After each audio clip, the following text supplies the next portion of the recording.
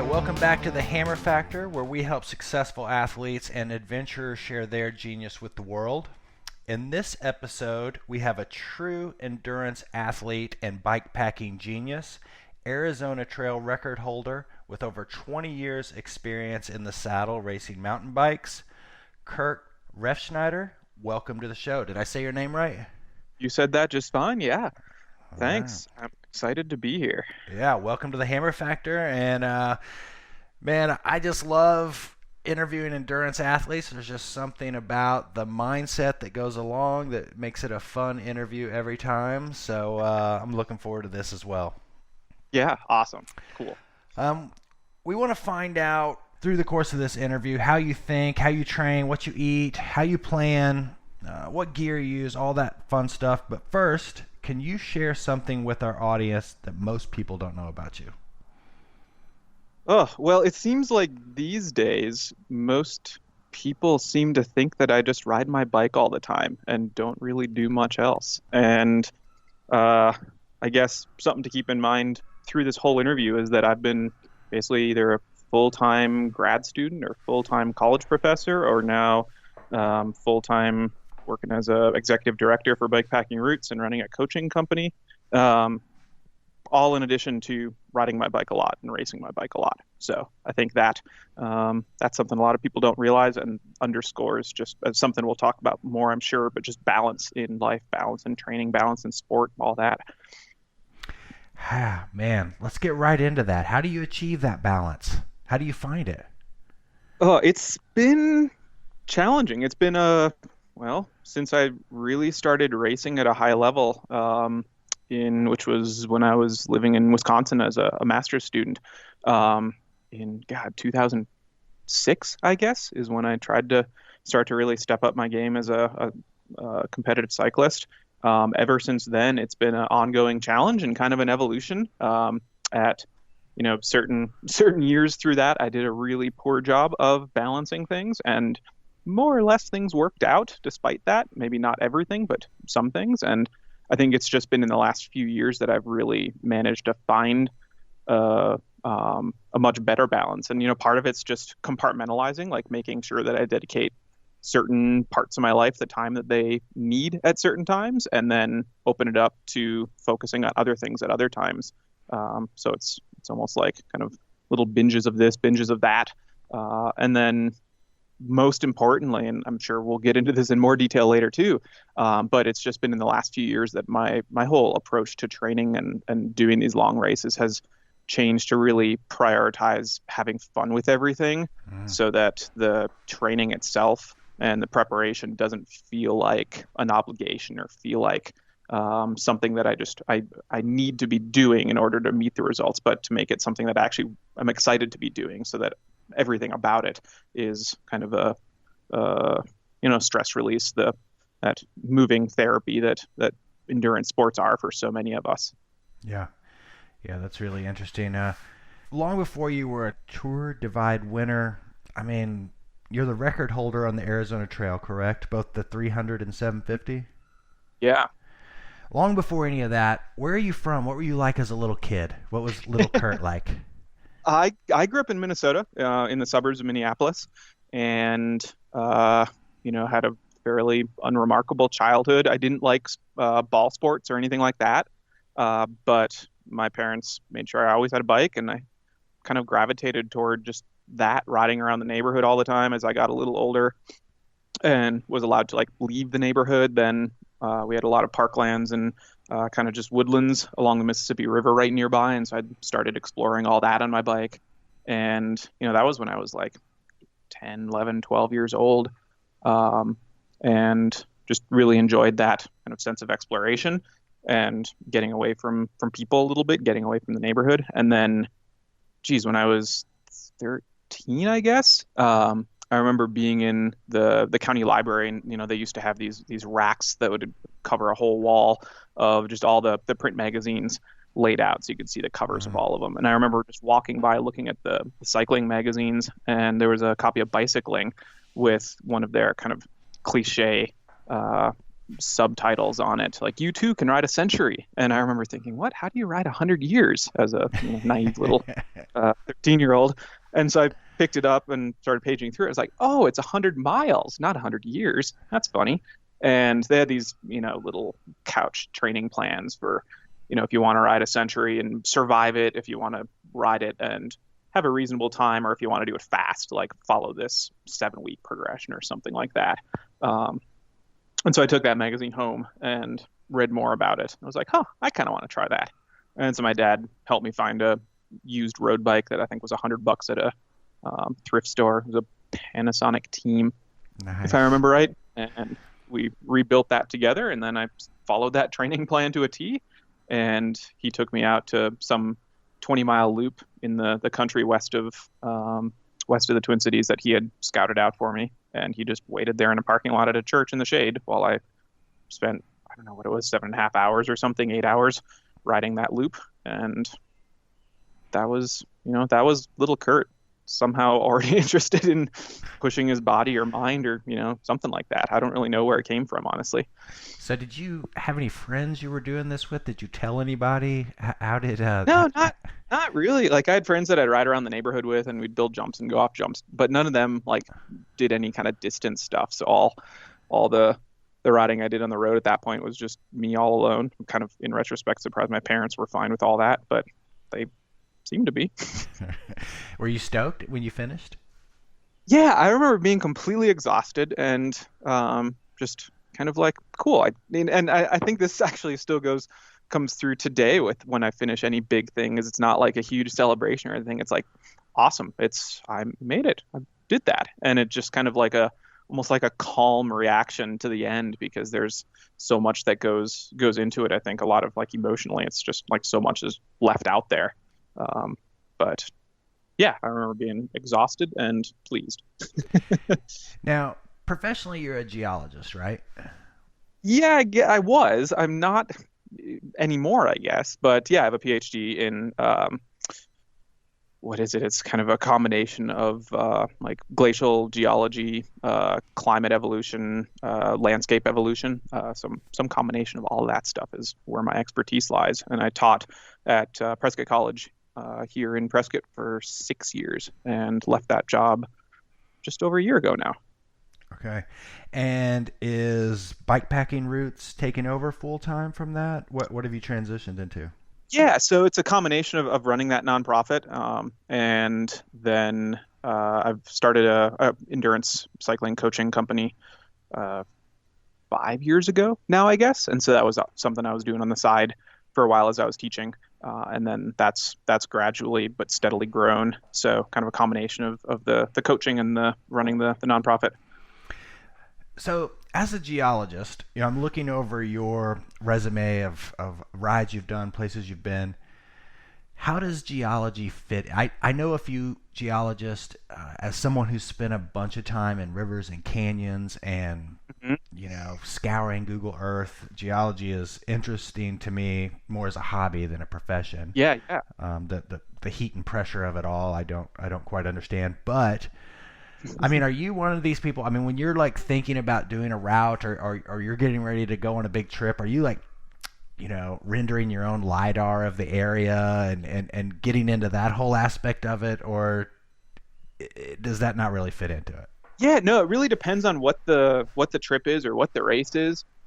So much of what I do, both in these long races and in kind of expedition scale trips of my own, and even just short weekend trips, like so much of it is driven by a passion for landscapes and wild places. Mm-hmm. And so, obviously, anyone that's spent a lot of time outside in the backcountry knows that the geology is what really dictates what the landscape looks like, what it feels like, how you can move through it, or how you can't move through it in some cases, or where the water moves through it.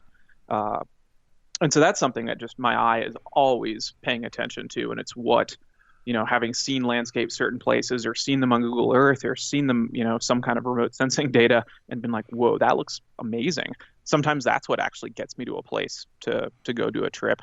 I think the races the long races I've done that have been the most impactful for me are the ones that have moved through and traveled through the most diverse and interesting landscapes and most remote landscapes in a lot of places too. Hmm. Uh, and even when planning trips, yeah, there's so much that you can predict and understand about what a trip or what a landscape might be like based on looking at the geology, whether it's looking at trying to figure out what sections could be really sandy and slow, or if it rains, what sections might turn into impassable mud, Right. things like that. So just glancing over geologic maps of the area to get a bit of a feel for that. Yeah, that's something that's always on my mind. And then once I'm out there, it's just my eyes get completely distracted by the landscape and trying to understand it, piece together little bits of the story. Oh, I bet. I bet. You're seeing, for me as a whitewater kayaker, once you learn to read water and you understand the way the currents work, you never can just go to an overpass and look at a Hmm. waterfall the same. You're picking out a line. you know, Exactly. so no, I can relate to that. Yeah, and I mean, I'm sure for you, it doesn't matter what river you're on, water behaves the same way in different rivers all over the place, and so you can take that way of quickly looking and interpreting something and understanding it. Same with geology. Once you start to understand a little bit about the evolution of landscapes, you can go to any other landscape and start to understand, maybe little bits of it here and there, not all of it. But yeah, that's one of the joyful parts of so much of what I do. Right. So you were in academia. Were you just wanted to do coaching, or were you sick of academia? How did that transition happen? Oh, that's a good question. I think it was a combination of things. I went straight through from undergrad to a master's to PhD, which and like straight out of high school. And so that's, the first two-thirds of my life or something like that was spent in classes in the classroom, outside, whatever it was, but in some kind of educational setting, and then transitioned straight into a teaching job here at Prescott College, which, if you know, I think in terms of teaching jobs, the opportunities here were the most amazing you can imagine. It's an experiential, field-based curriculum by design, and so instructors and professors have a huge amount of freedom to create courses and take students kind of wherever we want in the West. And I was able to create a course with actually the who went on to be the co-founder of Bikepacking Roots, my friend Kate Boyle. We created a course called Geology through Bikepacking that was a 4-week course exploring the geology of the Colorado Plateau by bike. Oh, And cool. so just opportunities like that were phenomenal. And there's a handful of places elsewhere in the country that you might have the freedom to put together courses like that. But I think after a while, just teaching the same types of things year after year and not, you know, kind of all through grad school, it was this progression of learning more and more and more about all different things. And then teaching the same types of courses year after year suddenly felt a little stagnant almost. Oh, And everything beyond the teaching in academia was less than enjoyable for me. I'm not a huge fan of meetings in general and uh, there's all some the stuff that goes politics in with that. academia as well. Yeah, oh, there is a lot, and so I think I started looking for opportunities to expand in other ways, and so the coaching was one of those. And then when we launched Bikepacking Roots 3 years ago, I guess, that was something that kind of pushed me to develop a whole lot of new skill sets and pretty quickly, and give me lots of new opportunities for creativity. So that kind of became what I wanted to put my energy into, much more so. And it was obviously a bit of a jump. Academia is not a place that you're going to get rich at all, but jumping from that into running a nonprofit that's 2 years old and doesn't have much of a budget yet, that's also not a success or Yeah. a recipe for getting rich, or even, huge job security in the long run. But so far, I'm quite happy with how all that's panned out. Yeah, you're making it work. So, I've done a little bit of coaching, and describe to me the frustrations and satisfactions of coaching. um, let's see. Let's start with the frustrations. I think the most challenging ones, almost all the athletes I've worked with are either kind of endurance cyclists, mostly mountain bikers, or ultra endurance. And so they're just like any endurance athlete. They're doing what they're doing because they absolutely love it. And I think one of the biggest challenges and frustrations is getting those athletes to actually dial it back. And, they want to be spending as much time as they can on their bikes in a lot of cases, and that's not necessarily the best way to get really fast at these long events.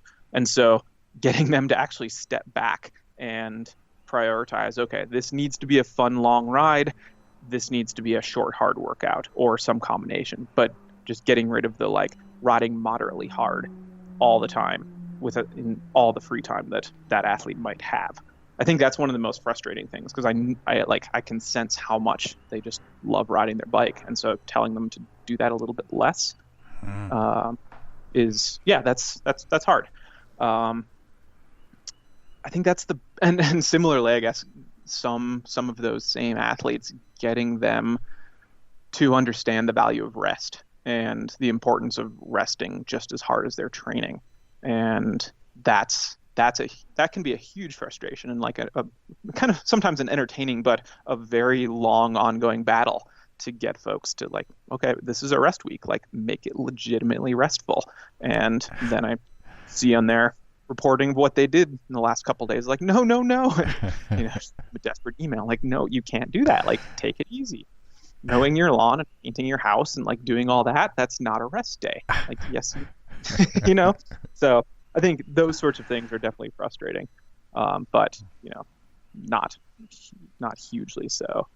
And then I think some of the really positive things that come out of it, some of the most supportive folks behind my racing actually are the folks I coach, which is really cool because they're getting ready for a race. I help them out with all sorts of things and getting their strategy, getting their plan ready. Getting their gear and all that selected, nutrition plan, all that, and then giving them a whole range of advice based on their past races and experience and all that. And then when I'm getting ready for one, they turn around and they'll email me like, so I think you'd probably say this if you were in your shoes. And then they'll just basically regurgitate my advice to them back to me, which is so valuable because I oftentimes lose sight of that from within my shoes. And then just watching the progression of some of these athletes from starting out as the just extremely enthusiastic person that might want to get into racing, or they've done a lot of racing but are trying endurance stuff for the first time, and just seeing those first races where they learn so much in them, and then watching over the next 6 months or year or 2 years as they start to put a lot of that into practice and really learn and grow and mature, even if they're already quite experienced as racers. I think that's the most rewarding thing. And then watching some of them like, okay, cool, I think I'm ready to take this on my own and move away from coaching, and then just watch them continue to excel on their own based on everything they learned. I think that's the educator in me coming out and being happy to see them just go off on their own. That really resonates, that you start out as a coach, but eventually you become a team. Yep. I've never thought of it that way, but that definitely makes sense. What about yourself as a mentor? Have you ever had anyone who has helped take you to the next level? I did. When I first got into racing bikes at a more dedicated level. So like I did some mountain bike racing in high school and college, a little bit of road racing. But when I moved to Madison, Wisconsin, I started riding with this guy named Jim Holmes, who was another PhD student in, what was he in, like medical physics, I guess. And he was like studying asthma in rats, basically, and using MRI technology to learn more about that. And so, he was just this incredibly fascinating guy, but he had been racing on the road for quite a while, and he kind of took me under his wing and started helping me understand a little bit more about training from a smart perspective instead of just putting in big miles all the time, and helped so much with strategy and road racing, which was one of my favorite parts of the road racing scene. And got me connected with the team that he was on. So then suddenly I had, another dozen mentors and some pretty experienced riders. And so he was definitely the first person to do something like that and just help me make huge strides in a pretty short time. And after that, I haven't really had any real mentorship in the racing side of things. It's been a lot of figuring it out as I go, which has been, for me as a scientific, having scientific training, like that's part of one of my favorite elements of it is just the experimentation and kind of systematic approach to it, to learning about what works and what doesn't for me. Do you think he was just your bud, or do you think he was like, whoa, this guy's got something? I think it was a little bit of both. Yeah, because I actually don't even remember exactly how we met, but I started doing some cyclocross racing at his urging, and he had been going out to race national championships a few years in a row at that point, and so he convinced me to go out and do the B race in Portland. God, when was that? Like 2006, I guess. And it was one of the horrendously muddy years there. I'd never raced in the mud before, and it was, places on the course where it's like, I don't know, 8 inches, 10 inches deep, and just a sloppy rut that you have to ride. And I had no clue what I was doing, but managed to ride to, I think it was 5th place in a field of like 140 riders. And I think at that point he was like, okay, this guy needs a little bit more guidance because he could do something. So yeah, cyclocross ended up being my focus then for the next like 5 years of racing. You've been into sort of all forms of biking. How did you end up? It seems like, where you've really kind of blossomed, and maybe this is just my take on it, is endurance bike packing. How did you settle on that? It kind of came on the tail end of racing cyclocross, and in cross, my goal after a few years of it was just to keep racing until I kind of stopped improving, and that took, I don't know, 6 years or so until I kind of plateaued. And I'm sure some of that was because I, didn't have a coach, still didn't know a ton about training at that point. And one of those, I guess those last couple years I was racing in the summers, like I was living in Boulder, Colorado at the time. In the summers, I really started doing a lot more long mountain bike rides, just exploring in the foothills above town and kind of realizing that, hey, there's actually possibility to go ride for like 5, 6, 8, 10 hours up here. And there's a lot to find. And so I started doing that. And the last season I was racing cross, I heard about the Great Divide mountain bike race, which was the predecessor to Tour Divide, and couldn't believe that people were racing 27, or I guess the Great Divide race was like 2,400 miles across the country on mountain bikes.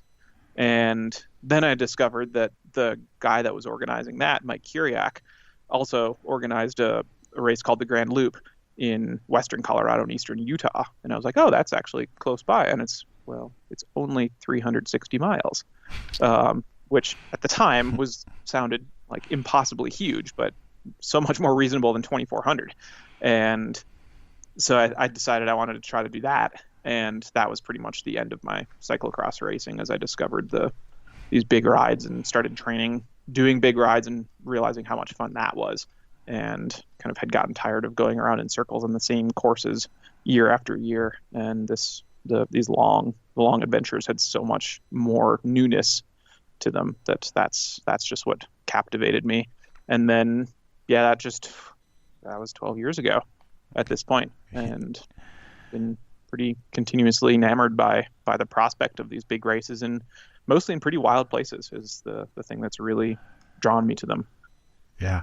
Well, once you realize that, I mean, the possibilities are endless. Once you tap into that, you're like, I can ride my bike anywhere. Yeah, legitimately. Yeah. Most recently, you set the FKT on the Grand Loop. For our listeners who don't know, FKT is the fastest known time. And you recently did this on the Grand Loop. What is the Grand Loop? And can you kind of just tell me about your adventure there? Yeah. So the Grand Loop I mentioned just a bit ago was one of these early bikepacking races. It was actually the first bikepacking race in the lower 48. I think maybe the only bikepacking race to predate it is the Iditarod Trail Invitational in Alaska, which is a wintertime bikepacking race. And amazingly, I think that's the oldest one or its predecessor is the oldest one. But the Grand Loop followed not too many years later, inspired by the Iditarod, because Mike Kiriak had spent, many years racing on the Iditarod. And so he was living in Grand Junction at the time, and there was this series of trails. A lot of mountain bikers know the Kokopelli Trail, which connects Grand Junction to Moab, or Fruita to Moab. Mm-hmm. And it's like a 140-mile, mostly Jeep road route, not much single track, but lots of really rough, rugged, ledgy, chunky Jeep road. And that area also, thanks to the Colorado Plateau Mountain Bike Alliance, or Mountain Bike Association, has a couple other trails called the Tabawatch Trail and the Paradox Trail. And those are both similar to Kokopelli, like long, 100-plus mile, quite rugged, mostly Jeep road routes. And they all connect to kind of form a big triangle between Grand Junction and Moab and Montrose and back to Grand Junction again. And if you ride the whole thing, it's about 370 miles with a little under 40,000 feet of climbing. And it's, the low elevation is down close to 4,000 feet, and the high is up at about 10,000. So it's hard to find a window to ride it when the snow's all melted off from up high, but before the low desert down below is like blazing hot. But it's an amazing route. It kind of fell off the radar. The race, I think the last time there was an organized start in the race was 2009, the year after I did it, the first time. And it kind of fell out of favor, I think, mainly because bikepackers started, at least the racers, started to really want either single track or dirt roads. And this is the really challenging in-between type stuff that some folks love, but most are a little less excited about it than I might be. And it's just amazing desert riding. If you've spent time riding on the Colorado Plateau in the Moab area, it's like half of the routes like that. Big chunk of it's up in the pines. Up high, there's huge canyons that you traverse around and a few that you cross. And yeah, it's just stunning terrain. And aside from, there's like a 20-mile section through the Grand Valley between Grand Junction and Fruita on like rec path, and you're kind of going through the edge of the city. But aside from that, I think in the other 350 miles, you probably pass something like 20 buildings, and that's it. Like, it's incredibly remote country out there. And I remember the first time I did it in 2008, just being absolutely blown away at how remote it was. And I honestly had no clue where I was. I was just following this line on my GPS and had some maps in my backpack just in case I had to, figure out how to get somewhere off course if something went wrong. And ever since that first time, I've wanted to go back and race it again. And it took 12 years, despite thinking about it every single spring, before I finally was able to get back there this year.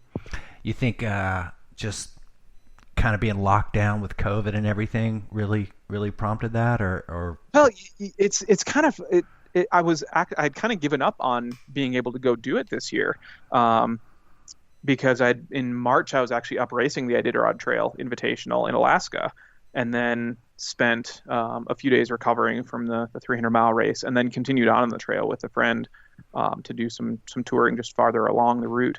And we eventually ended up flying out of like right in the middle of Alaska because the villages farther along the trail were shutting down due to coronavirus, and were asking visitors to stay away. So we ended up flying home. I came back to Arizona and, recovered from that, started training with the Grand Loop in mind, but, we were on lockdown. So many of the counties in Colorado were discouraging any kind of tourism. And before I knew it, it was late May, which is starting to get really hot down low, and those counties were still closed to tourism. And so I'd pretty much given up on being able to do it, because by June there's usually not a weather window cool enough to make it reasonable to like legitimately race that route.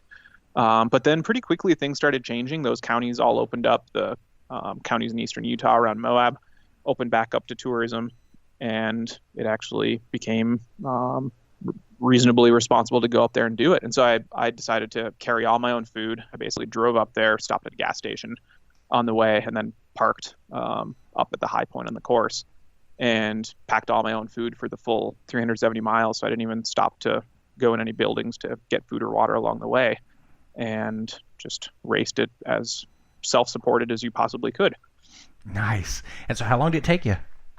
It took a little over 53 hours to do it. And the first time I did it, it was took a little under 3.5 days.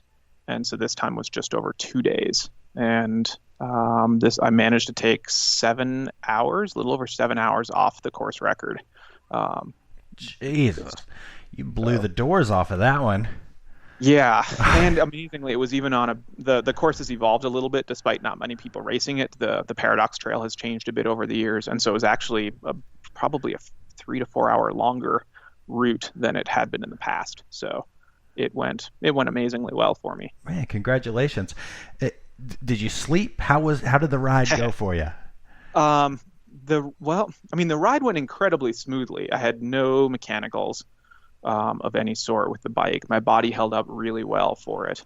Didn't really have any nagging discomforts or anything that lasted for more than a few hours at a time.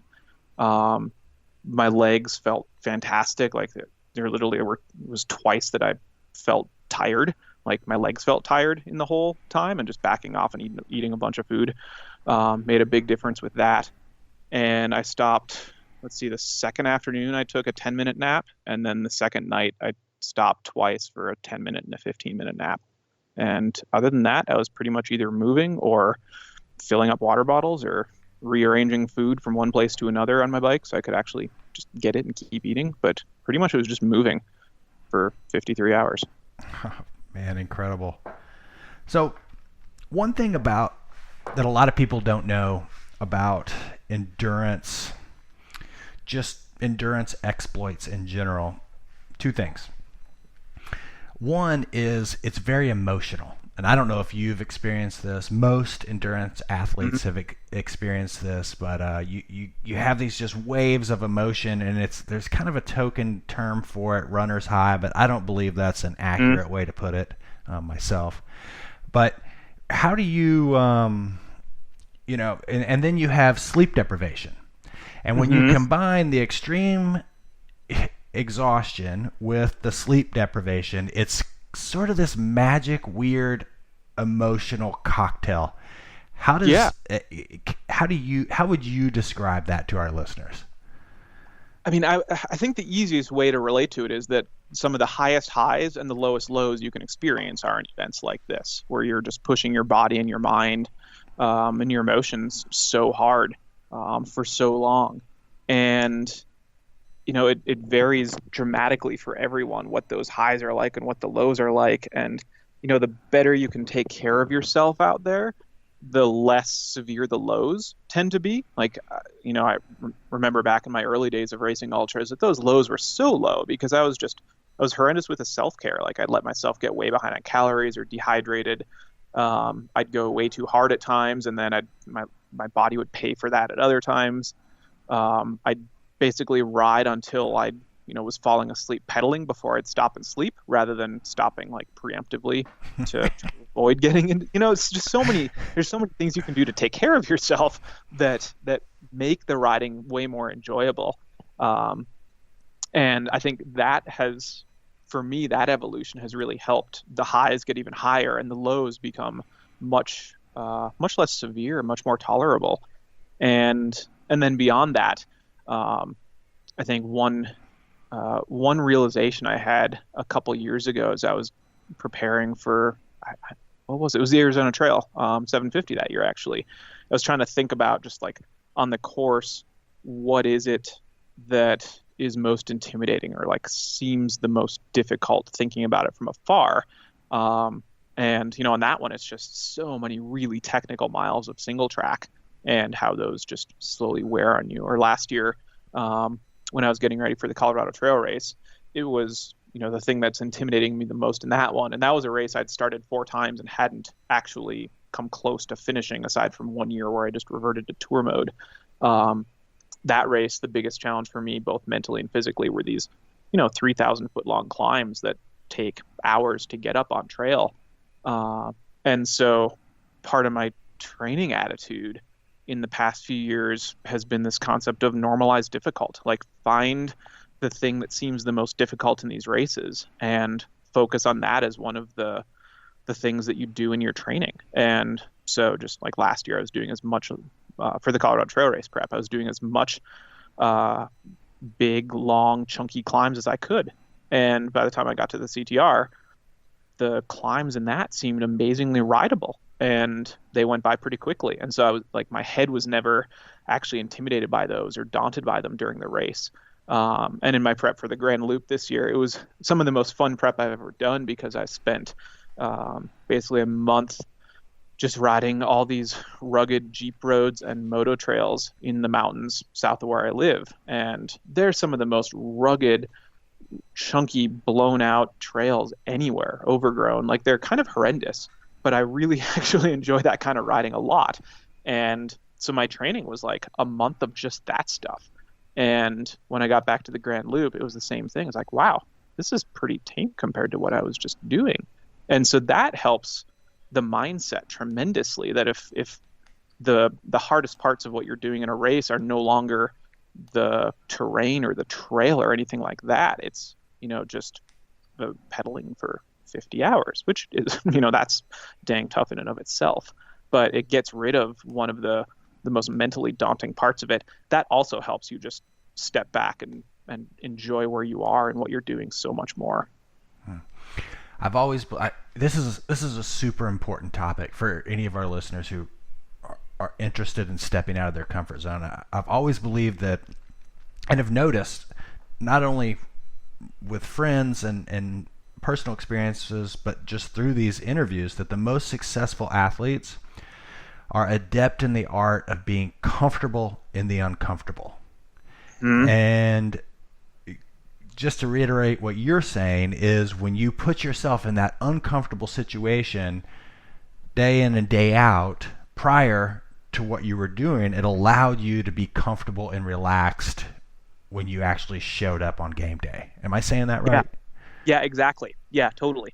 And it's, it's one of those things that, you with so many of the athletes that I coach, one of the big things that we talk about before any race is like, what are the controllables in that race environment? What can you actually change from 1 hour to the next, one day to the next, whatever it is? And there's so many things within your own approach, whether it's mental, whether it's nutrition, whether it's your pacing, whether it's just sitting down and collecting yourself, eating a snack and letting your energy return when you're bonking. Like, those are all things you can control. And you can control your reaction to, like, okay, it's going to be a cold, rainy day today. Like, you can reframe that and mentally find a better mindset to be in. But then, like, the fact that, you can't control the rain, you can't control the weather, you can't control that the next 10 miles are going to be horrendously sticky mud, because that's just what they are. And so, like, yeah, those are things you can't control, but your mindset, like you were saying, is something that you can. And so using the preparation for a race to actually basically reframe the mindset you're able to get yourself into during the event is really powerful. Mm-hmm. No, for sure. You weren't always smashing FKTs by 7 hours and whatnot. What's your lowest moment in your career? It would be a few years ago, 2016, 2017, I guess. Yeah, I think it was those 2 years, kind of. I had a bit of a run of a few races that just didn't go well for me. The Colorado Trail Race was one of those that I think I started it 3 years in a row and had dismal rides each time, dropping out pretty quickly. Had some recurring injuries from just not being smart with my training and some nagging overuse stuff. And then also just some general energy issues that took a while to figure out just what they were. And I think it was a combination of maybe a little bit too much time on the bike, too much training. But then also with everything else going on in life with, at that point I was working two jobs and getting bike packing routes off the ground, so kind of three almost, and just life stress around all that, relationship stress. I think there was just too much weighing on me, and ended up needing to just step back. And I kind of thought maybe I was done racing ultras at that point for a little while, and just had fun on the bike, did some really fun trips, bike packing with, zero emphasis on speed whatsoever. And by I guess late 2017, I kind of felt the urge to race coming back, and racing the Arizona Trail 750 kind of seemed like maybe something I wanted to do at that point. And so I actually started training in October of that year, I think. And I approached that with the attitude of I'm not committing to racing the AZT yet. I'm going to train for 3 months and basically get to beginning of 2018 and see how I feel, see if I'm having fun with the training, see if my body's responding well, see if my energy is staying up. And that was when I really started to prioritize just making training as fun as I could, which involved, doing intervals on trail rather than doing intervals on, the paved road that you could get the perfect effort in, but doing it on trail, which was way more fun and, less ideal from a, pure training perspective. But yeah, by the end of that year, I was quite excited to race the 750. So then I was like, okay, cool. I'm all in for prep for another 3 months for that. And yeah, and then that ride was, I think, up to that point, the strongest ride I had had in any ultra ever. Nice. Would you say that sticks out as one of your favorite memories or best performances? I think definitely one of the best performances. That was the most fun I'd ever had at any ultra. I was out there for 6 days, and there were such a small percentage of the time was those deep lows. Almost, so few. I could count the number on one hand. Whereas in the past, it was that'd be a cycle. In any given day, there would be a couple of them probably. And so, yeah, so that, it was kind of a revelationary experience for me in racing. But the first time I did the AZT 750 was in 2010, I guess. It was the first year anyone had raced that route. And that one, that stands out because it was just such a huge adventure. I knew nothing about 2/3 of the trail or the terrain or anything.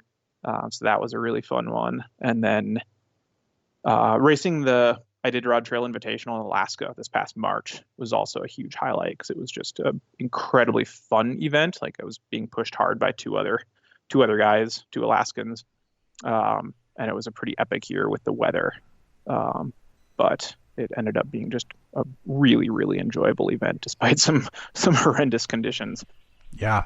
A friend of mine, Pete Ripmaster, he won that race, the running category of that race. Foot category. Oh, I can't imagine doing that. But he had some epics. He fell in the river one time. The ice was thin. Did you have any kind of experiences like that up there?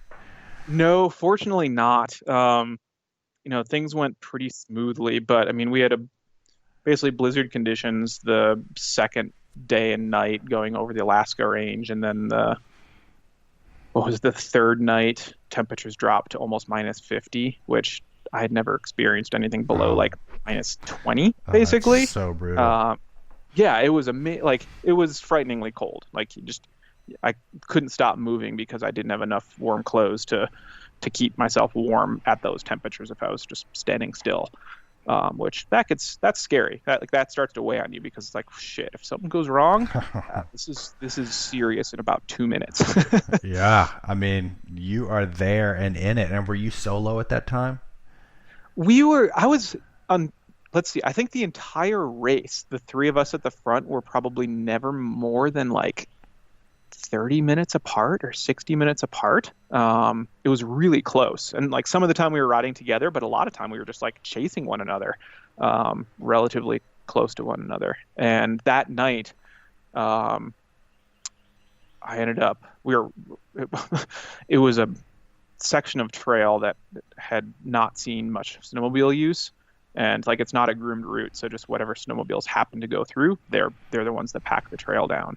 And there were a couple snow machines that went through that evening and just churned everything up, and it was completely unrideable. And Mm. so we literally pushed our bikes the entire night um, through those cold temperatures.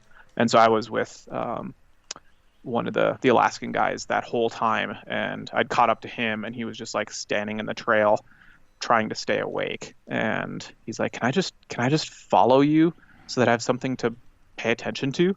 And so we just took turns walking in front of the other one all night, trying to stay awake. And it was definitely a little bit scary, but having someone else there helped quite a bit, just ease the mind. Yeah, for sure. And in that event, they have these kind of tents that you aid stations slash tents. I'm not sure what they call them.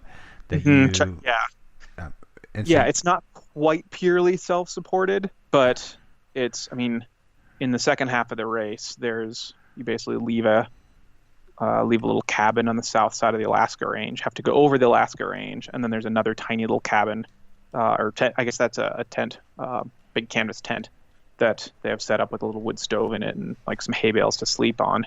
And then you got, like 75 miles to a little village where there's a checkpoint building, and then another from there 50 or 60 miles to the finish in another little community. So it's a long way. If conditions are fast, it might not take that long to get from one to the next, but 70 miles in poor conditions, that can easily be like a day of just you on your own out there. So there is a little bit of support, which is, I think it's crucial for an event like that to avoid catastrophe. And even at a couple of those checkpoints, they fly drop bags of food that you can send ahead, so that you don't have to carry all your food for the event from the start.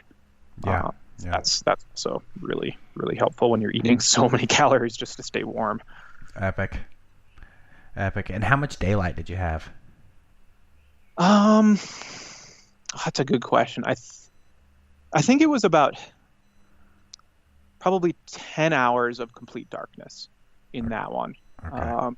Maybe 10 and a half. So I mean, it was a while, but it wasn't, it was in mid-March. So that's getting to the point where the days are getting longer by like, I don't know what, 10 minutes a day or something up there. Mhm. So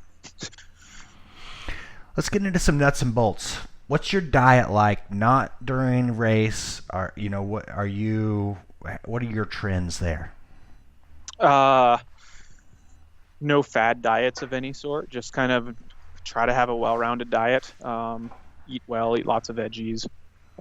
Always struggling to get as much protein in as I think I need, despite eating meat. I've experimented with different fad diets, keto and paleo, and some of those, especially when like I've had a lot of athletes that are quite hooked on one or another of those. And so I've spent some time both for personal reasons and just out of curiosity. And in reality, my best performances and the folks I've worked with, their best performances usually come when they're just eating a pretty well-rounded diet. During races, that's something I've spent a lot of time really trying to figure out what the best approach is. And, for a while I was really, after just like racing Tour Divide for a few times and kind of living off gas station food and so much sugary stuff for, 2 weeks on end, kind of got tired of that stuff actually. And I transitioned to the other end of the spectrum, like trying to eat as much of a paleo type diet while racing as I could, which I think was somewhat helpful for me. But since then, my approach has really migrated more toward like figure out what really sounds good in these races to eat, like what's going to make it easy for you to keep eating 350 calories an hour, which is a lot to be taking in. I mean, it feels like you're kind of eating constantly. But if I can figure out the things that I think in a particular race and particular temperatures are going to sound the most exciting to eat, then that's how I'm going to have the best energy for in a particular event. And so this past year, I've been really focusing on that. And like up in Alaska, because it was cold, there were so many different options that you can have to eat unlike warmer races where, a lot of things melt or just get so soft you can't even eat them. So up there, I had the best, most enjoyable diet I've had was just like different kinds of crackers mixed with different things, and broken up chocolate bars and cut up pieces of different energy bars and little mint chocolate covered cookies, like just all different stuff, big variety in there. And even the last afternoon, I remember I was on the attack in front of the other two guys and going as hard as I could on the day 4 of an event like that. And I was just like pulling out Ziploc bag after Ziploc bag of these mixes and dumping them into my little feed bag on my handlebars and getting excited every time I did that. And so that like my energy was so good in that race, despite it being a pretty cold one. So that's become my priority, is just like try to have as much fat and protein as possible, but there's going to be a lot of just simple carbs and sugary stuff in there, and make it stuff that you're going to want to eat. What was your experience with keto like? Like training with that diet? So initially I felt really good for a few weeks, and it was definitely a challenge to figure out like what kinds of food worked well, just what the options were even. But pretty quickly, I think after 3 or 4 weeks, it's close to 4 weeks, the poor recovery really started to catch up with me. And and I had experienced that same thing on a pretty strict paleo diet the year before. That became the biggest challenge, was after a little while, the recovery just went to crap pretty consistently. And I've worked with quite a few athletes that have experimented with both paleo and keto, and it was the exact same progression for them, that initially they feel way better and then kind of returns to feeling okay and being able to train just fine, and then the recovery goes down.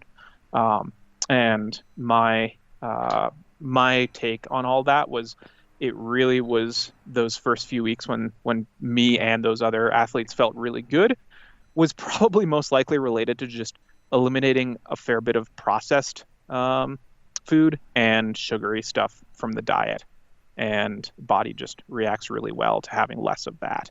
But then when you're cutting out a lot of carbs, that's especially the complex carbs and starches, that's what our bodies really need during recovery.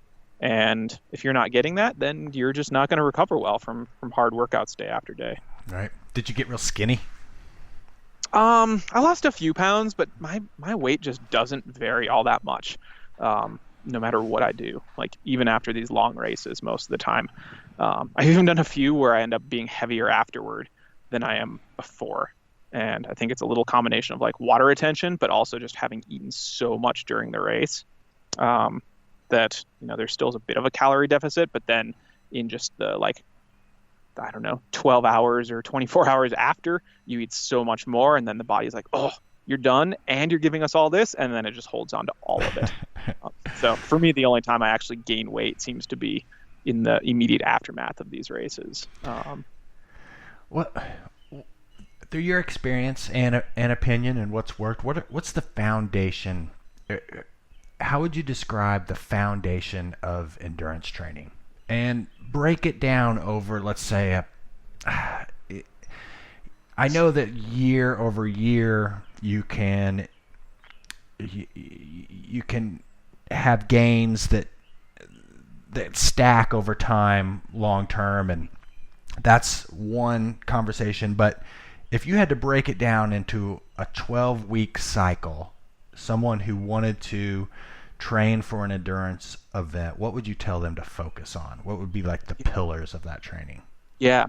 So I think one of the most important things is making sure that going into that 12-week cycle, they've just spent a lot of time doing whatever their sport is in the months leading up to that. So like 2 or 3 months minimum of just kind of quote unquote base training, which can be a lot of lower intensity. Can be definitely some moderate and higher intensity mixed in there, but just time doing what they're doing. Just volume. So that the body's ready for a little bit more.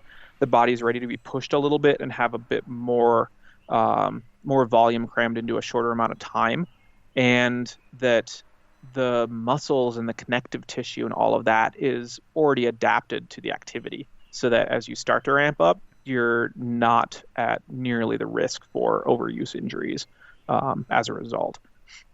So I think that's an important, really important thing, the starting point, because there are too many endurance athletes that are like, cool, I'm going to go do this big event.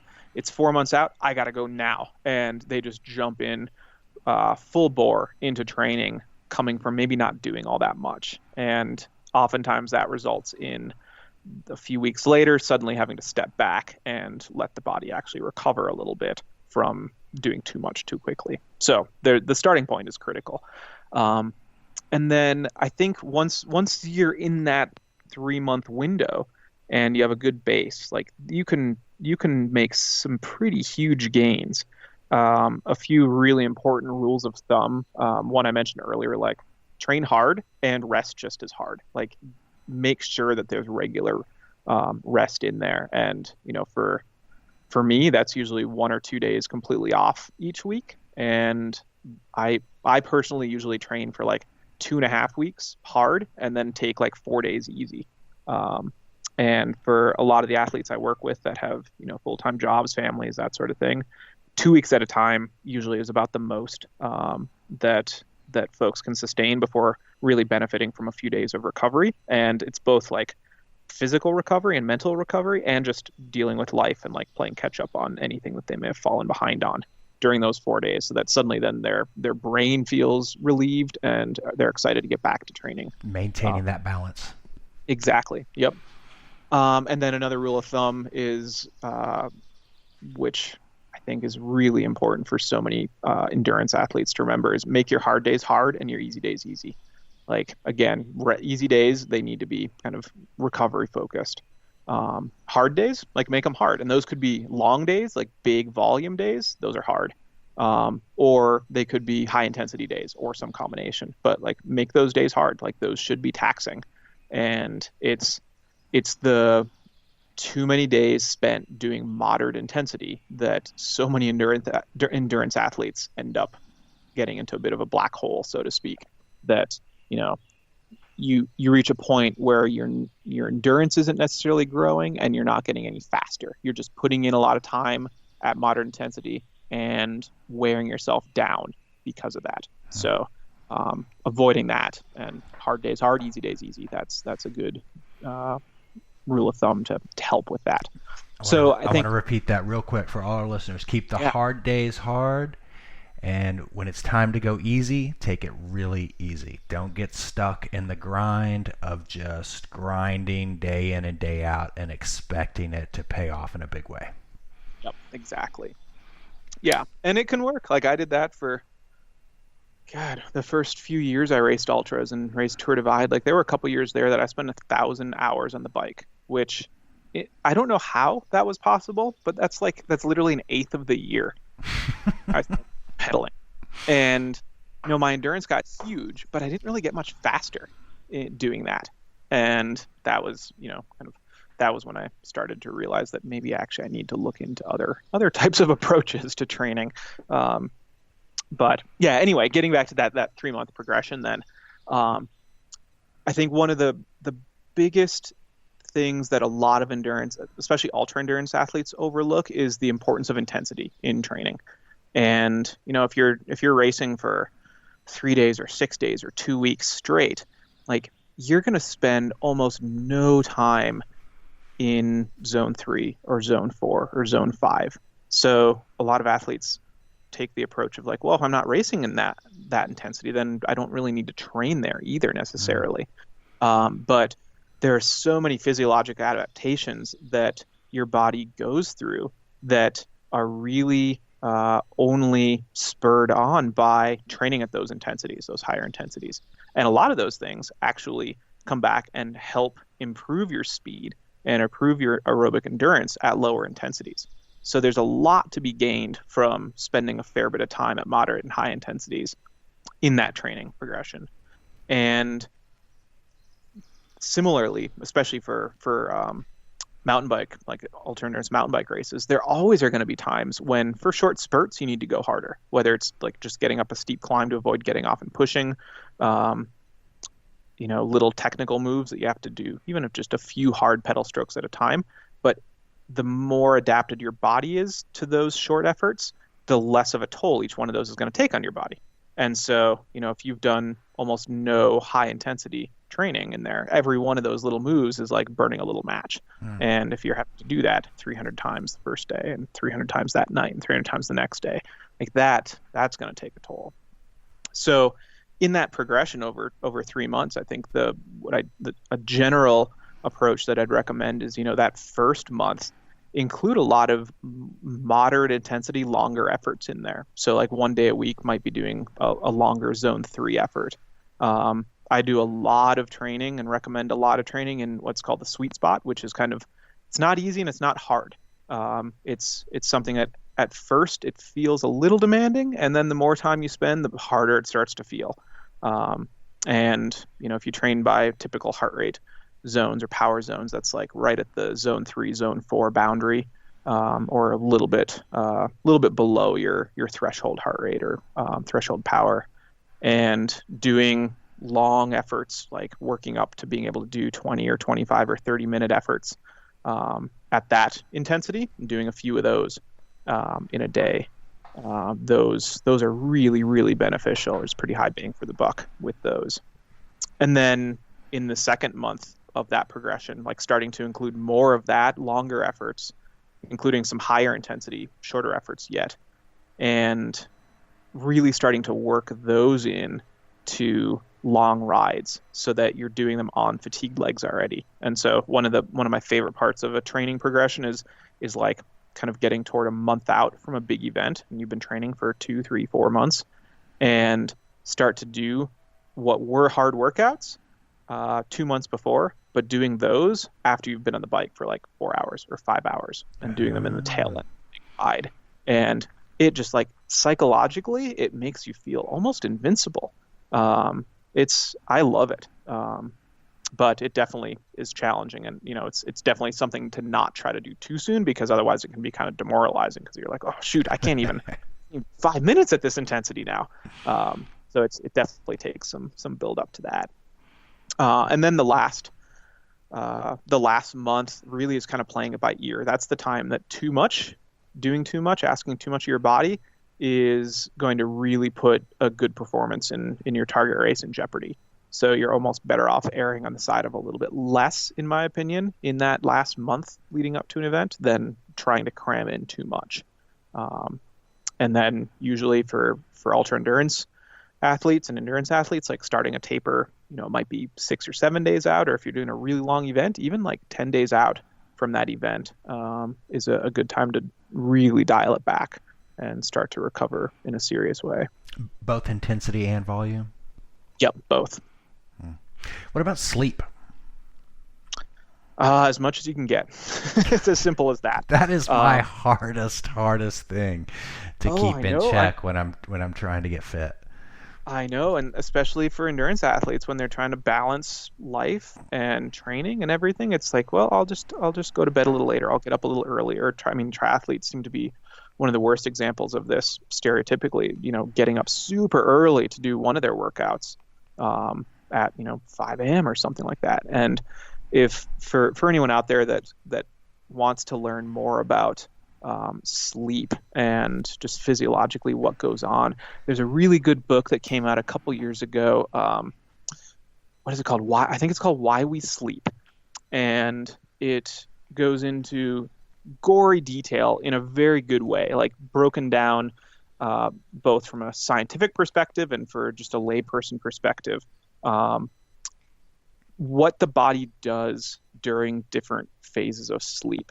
And it's one of the author's big premises in the book is that there's an epidemic of basically lack of sleep deprivation in the country, in the US especially, today. So it's like a societal problem and is responsible for so many different illnesses, especially potentially things like Alzheimer's and cancer and things like that, from perpetual sleep deprivation. And one of the most eye-opening things for me personally learning about this more was so much of the body's recovery processes that, if you've done a hard workout one day, there's all this cellular repair that needs to be done, and there's all this stuff in your brain that needs to, like, metabolic waste that needs to be cleared out.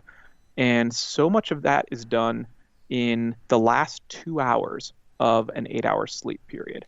You need to keep an eye on to know if you're getting enough sleep. Yeah. Yeah. So that's, I think that's one of the biggest takeaways for a lot of endurance athletes, is that if you're shortchanging yourself on sleep, because of your training, you need to reprioritize things, because that's not necessarily going to actually benefit your performance down the road. Right. Yeah. So yeah, Why We Sleep is the name of that book. It's by Matthew Walker. And that's definitely worth a read. Writing this down right now. Why We Sleep. So tell us about bikepacking routes. How did that, you're the founder of this, I believe. How did this come along, and what's it all about? Yeah, so I never saw myself creating or running a nonprofit, honestly. Didn't know anything about it. But yeah, I mentioned Kate Boyle earlier. She was an adventure education instructor and then professor at Prescott College when I was teaching there, and she's since moved on as well. But she and I did quite a few expeditionary bikepacking trips in the early 2000 teens, or however you say that, 2013, 14, 15, like that time period. We did some big international trips. And she comes from kind of environmental ed and adventure ed background, and really together we envisioned that, or identified, there's this rapidly growing bikepacking community. At that point, it was we didn't have numbers on how quickly it was growing, but really, really quickly. And there were no organizations that were really putting together high quality dirt routes for people. Like, there's lots of user created routes out there, and some are fantastic. Some are, you find yourself hopping gates with no trespassing signs and things that are pretty unacceptable for public, quote unquote, public routes. But beyond that, there were no organizations that were really focused on advocacy for public lands or access issues that bikepackers face, which are definitely a little bit different than, typical mountain bikers. That, everyone needs trails. That's clear. And the International Mountain Bike Association's really done a great job on both kind of trail construction, working with communities to build great networks. But they've moved away from much of a backcountry focus at this point. And it's those backcountry trails and the long distance connectivity that is a pretty unique need for bikepackers. And then beyond that, yet we had this basically a new user group, new recreational community, and there's huge opportunity to help educate those people more about the places that we ride and the importance of preserving those, of conserving them. And so kind of a combination of conservation education, public lands education, advocacy became a big goal of ours in that. And so we launched bikepacking routes in 2017, just over 3 years ago now. And we're a 501c3 nonprofit. And we've pretty quickly grown. It's been kind of mind-blowing how quickly things took off. But we've got almost 6,000 members now.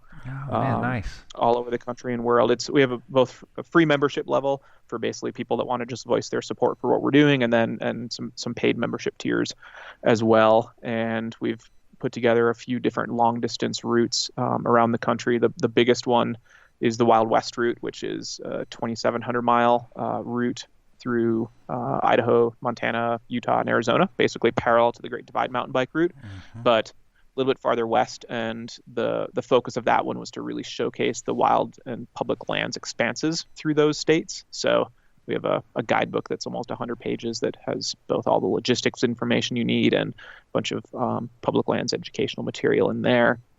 We're just about to release basically an alternate little route network off that Wild West route through the Bears Ears region of Utah, which folks have probably heard a lot about in the last few years. It's really been a flashpoint for both public lands issues and conservation issues and indigenous issues. And so we've created a couple routes in that area that we'll be releasing along with a 100-page guidebook that explores everything from the indigenous history of that area to the monument controversy and the role that the Bears Ears Intertribal Coalition had in pushing that monument process forward. It was the first national monument ever designated that was suggested by Native American groups. And the writing out there is absolutely stunning.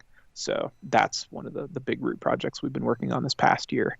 And then we've been working on a lot of different advocacy issues, mostly related to access and public lands over the last couple years. And so we're steadily growing our capacities in that realm. We just announced a new project with NICA, the National Interscholastic Cycling Association, which is that huge fan of that organization. Yeah. And so one of the things that they've been doing in the last couple of years that I've loved is, I've been a bike racer for my whole life, it seems like. But I also really see the huge value in the non-competitive side of things. And like, that's what's going to keep those kids riding their bikes for the rest of their life, is the stuff beyond the racing. And so NICA's been rolling out a few different new programs related to more adventure and exploring. And one of those things is a new bike packing program that they're going to be getting out. So we're developing the curriculum for that this year, which is a really exciting project to be part of. Very cool. These guides that you're talking about to these routes, do you write those? Yeah. Yep. We've been writing those ourselves. And our route development process so far has been a lot of scouting by either us or some of our route development volunteers. And then for the bigger routes, we then try to get a group of volunteers to go out and ride those routes and give us feedback on them and help build awareness of those routes in communities along the way with businesses, so they know that something new is being developed. In some cases, working with land managers just to make sure everything is fine with them. We don't need permits or anything for this kind of development, since we're not building trail on the ground. We're basically linking together existing infrastructure. And then, putting together some really detailed both digital and print resources. So GPS data, and like the Wild West route has a waypoint data set with water sources and public lands boundaries and all sorts of stuff. I think it's like 1,600 waypoints along the whole route. And there's a smartphone app that we worked with some developers to create for that route. So fully like GPS enabled, users can leave comments at any particular like water source or something like that, just leaving updates on like, oh, it's mid-October, this one has gone dry and probably won't have water until it rains again. Or, people can leave comments like that. So there's, all of this is around helping people feel more comfortable and safer getting out on these bigger adventures in places that they might not be familiar with. And so the more information you can share with them, the more comfortable and safe they can be out there. What a cool project. So I got one in the Southeast for you.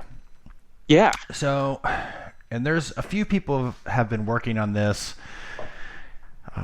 And you may know something about it. I mean, you may be all over it. I don't know. But there's this salt loop, the Southern Appalachian Loop Trail. Have you ever heard of this? I have. Yeah. I don't know anything about it, but I've heard it in conversations a few times. Yeah. So we have these incredible mountain biking destinations. You've got DuPont State Forest, Pisgah National Forest, the Green River Game Lands, Nantahala National Forest, and it links these pretty iconic mountain chains and the areas around here.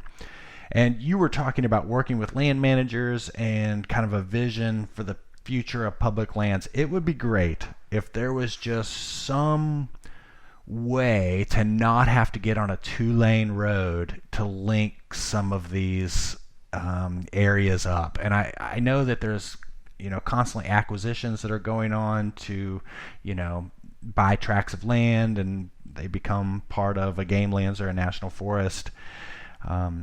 This loop would be so cool. When we get off the call here, I'm gonna send you over some information about it, so it's awesome. On your ticker. Yeah. Those are sorts of more ambitious projects that we're just starting to take on. There's with private lands, there's some really big challenges from liability perspectives with letting organizations come on and build public trail on private lands, even if the landowners fund it. I think it was West Virginia last year passed legislation that absolves private landowners of those liability issues if they opt to allow public recreation on their private lands, which is a big step forward because there's some pretty substantial trail infrastructure visions in that area that a lot of landowners want to be part of, but were unwilling to because of those liability issues. So that's a big step forward in some areas of the country. We're working on another long distance route out along the West Coast called Orogenesis, which is a single track oriented route that will run through Washington, Oregon, and California. So almost like a mountain bike version of the Pacific Crest Trail. And right now, based on all the scouting that's been done on the ground, it's looking like maybe it'll be 40% single track or something at this point. Fair bit of dirt road, bit of pavement here and there, fair bit of Jeep road on it. But that's one that Gabe Tiller is the guy in charge of that project. He's one of our board members and the director of the Oregon Timber Trail Alliance. But his work on that has basically identified that in all the scouting that we've done and our volunteers have done, basically 3% of the full route, I think is the number, are gaps where there's no great option, kind of like what you're describing, that riders spit out on busy roads or something. And, it ends up being, I forget what 3% of that ends up being, like 300 miles or something like that, 200. Yeah, I think it's about 350 miles. But which sounds like a lot, but in the grand scheme of things, that's 3% of a route that's over 3,000 miles long. So and that's all with existing stuff on the ground. So right now, what we're working on is assessing just like what options are there for potentially building trail in those gaps, and getting things linked together. And some of those areas actually already have some pretty substantial trail projects underway that'll be a few years out. But can serve as those links. And in other areas, we've started to reach out to local trails advocacy groups and identify those gaps to them and be like, is this something that could fit in with your own trail priorities, and start those conversations to potentially move toward doing some actual trail building or coordinating with others for that trail building in the next few years. So that's kind of a new phase. There's been very little in the way of long distance mountain bike route development that's seen that kind of approach. There's some really cool examples like the Timber Trail in Oregon that really has been doing a good job with constructing new little links here and there. And then some of the trails like the Colorado Trail and the Arizona Trail, obviously, but they're not kind of solely developed for bike packers. What a fascinating project. Yeah, it's been a ton of fun. It's been a ton of work so far, but really rewarding. And the response from the community has been so positive that that reinforcement is what really pushed us forward through those first couple of years when it's a lot of work that you're not really getting paid anything to do. But now we're past that and actually able to. We hired Kate Boyle officially earlier this year, and hopefully we'll be able to get another person to join our staff from a route development standpoint later this year or next year. Very cool. I have a couple questions here on kind of the sport of mountain biking, what's interesting to you, what trends do you see, but I kind of want to switch that up a little bit into what have you seen this pandemic do to mountain biking, and what have you? Yeah. I have some things that I've witnessed, but I just kind of want to get your take because you're much more deeply immersed in the industry than I am. Yeah, so there's been a lot of interesting things going on. We could start with just looking at the industry side and the incredible growth in bike sales, mountain bike and otherwise. And actually the most, the highest grossing category of bikes recently have been both road bikes and mountain bikes in the roughly $1,000 to $1,500 price point. So a lot of people buying kind of middle of the road bikes, and hard to say if they're upgrading or if those are their first bikes. I haven't seen any data about that, but yeah, bike sales have gone through the roof in the last few months, which is fantastic. Anything that we can do to get more folks out riding bikes is great.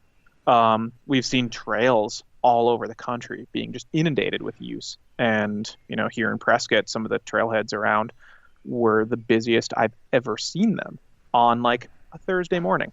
Right. When a lot of stuff closed down, which is also great. But definitely was in some areas creating challenges with folks traveling from, cities out to rural areas, kind of like here, people are coming up from Phoenix to ride in this area or to hike or whatever they were doing during well, the worst of the first part of the pandemic. And that definitely was causing some issues. There were, so many areas in the West where rural communities put out messages to or asking people to stay away, that those communities don't need more stress on their small health infrastructure, on their search and rescue infrastructure, first responder infrastructure, whatever it is. And some places that was being respected, other places wasn't really at all, unfortunately. And I think there were definitely challenges with mountain bikers especially, and part of that's just because that's the community I hear a lot more about personally. But big group rides, everyone wasn't at work or were working more flexible hours, and so just big group rides are meeting at trailheads and hanging out and just kind of setting a bad example for all other users. So that was unfortunate to hear about. But in the grand scheme of things, I think it's really good that there are a lot more people looking at bikes as ways of recreating. Some areas in cities, we've been hearing about more people buying bikes to commute on because it's safer from a health standpoint than riding public transit right now. Mm-hmm. And so we're getting into bike commuting that way, which is great also. And from a more of like a bike tourism perspective or a bike packing perspective, it's been something we've been prioritizing to just get the message out to people to actually reach out to the small communities through which they might ride and make sure that they're welcoming riders at that point and welcoming tourists, because the worst thing that we can do as like an outdoor recreation community is just be bad stewards of our community and just be showing up and inundating communities that actually don't want people to be visiting yet. And there were, especially up in Montana and Idaho, there were communities that you hear from people that like they start seeing tourists returning and like that makes them scared. Right. And it's really sad when recreationalists are being selfish enough that they think it's okay for them to go somewhere and do something when that community is still saying like, please stay away, like we legitimately don't want you here yet because of our own health. So that's been frustrating to see. And there's still, like here in Arizona, Navajo Nation has closed their borders to tourism. They did it in March. It's been a while now. And so the Wild West route through there is closed until things improve in that area. And I just saw the Bears Ears Intertribal Coalition last week put out a plea asking people to stay away from Bears Ears, just because the small communities that have pretty large indigenous populations on the kind of surrounding the east side of the Bears Ears region have all been hit pretty hard by the coronavirus. And so they're just asking tourists to stay away and saying that like this is the strongest form of solidarity you can take, is just wait to visit. So yeah, I think that's the biggest thing at this point, is recognizing that states and communities are all responding differently and listening to those individual ones. And it's going to be really interesting in the next month here to see if there start to be more closures and more communities going back and saying like, yeah, we did welcome you back, but things are getting worse again, so we're going to ask you to stay away a bit longer. Yeah, that's a really good point. I mean, overall, I think it's hard to argue that riding bikes and being active is a healthy activity. It's a good thing to do, but at the same point, being respectful of the communities you may run across is a really good message. Yeah. It's definitely a tough balance. I mean, as much as anyone, I would love to go out and just spend a week bike packing. Right now, in some parts of the country, that things are getting worse. I mean, right here in Arizona right now, things are deteriorating really quickly. And so it's one of those questions like, what's the safest thing to do? And is it, traveling solo and carrying all your own food? Like, yeah, that's probably pretty dang safe. You're not going to really impact anyone unless something goes wrong, which is still a possibility. But, hopping in the car with the family and going car camping and mountain biking around Moab, like that's going to have much more of an impact. Right. May want to put the nix on that for a bit. Yeah. Well, Kurt, this has been a fascinating interview. I'm getting ready to get kicked out of the studio here. All right. I've got people right outside the door. But before we shut this down, are there any sponsors or projects you'd like to plug? And where can our listeners follow you? Yeah. So let's see. I think as far as projects, I don't, Bikepacking Roots, which you can follow at bikepackingroots.org. It's ROOTS, or on Instagram, just Bikepacking Roots. Lots of exciting projects going on there. For me personally, my big racing goals this year were the Iditarod and the Grand Loop. And so now with everything else having been canceled, I'm kind of up in the air as to what's next for me. But for sponsors, I'm really fortunate to have some great companies supporting what I do and supporting everything that I'm doing. Pivot Cycles is a big one. And then in your backyard, Industry 9 has been a big supporter. Great folks of there. What I'm doing. Yeah, they're such good folks. And then Shimano 9.8, MRP Suspension out of Grand Junction, great little company. So yeah, all those folks, I can't do what I do without them. And then, yeah, if you want to follow more of my own adventures or pursuits, just Kurt.Refsnider, REFSNIDER, on Instagram is probably the best place, or Ultra MTB is my coaching company, and you can learn a little bit more on ultramtb.net.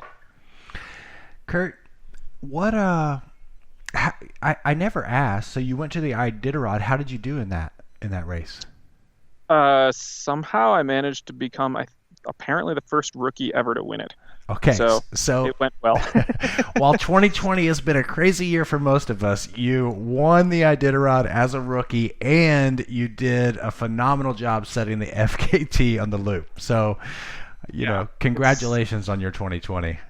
Thanks. It's been a great start to the year, and actually enjoying right now dialing it back and not having anything huge that I'm working toward in the next few months. Well, congratulations. Please reach out if you have anything interesting